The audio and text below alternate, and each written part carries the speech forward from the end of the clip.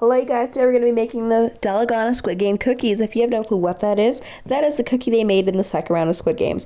So we just started off with 2 1/4 cup of sugar, melted that. Once it was melted, we put a little bit of baking soda. If you put too much, it's going to become bubbly and fluffy and it's just going to burn. Your fire alarm's going to go off, so do not do that. If you still have no clue what I'm talking about, here's what it looks like. So once it became a light brown, we just put it on the parchment paper. We let it sit for about a minute. We put parchment paper on top of that. We took a jar and then we flattened that down with a jar. And then we took our mold that we're going to use, which happened to be a reindeer, and then we just put that on. So we realized that we put it on too early and then we let it sit on there for too long. So the mold kind of stuck to the cookie and then it was so hard to get off, but we managed to get it off. And it made this weird stringy thing while we were pulling off the mold.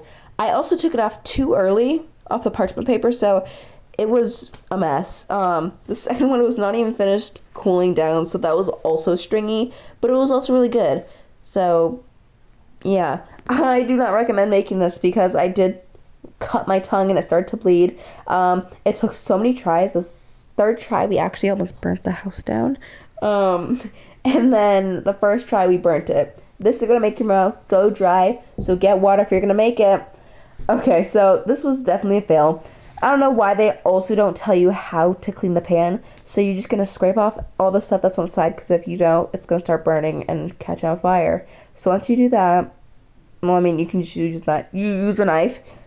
And then... And then for the front, I'm just putting water in it, wiping it off just because it's a bit soapy. And then you're just going to put it on high heat and just let it melt naturally. I don't know why, but I was just using a spatula. You don't have to, it's just going to melt on its own.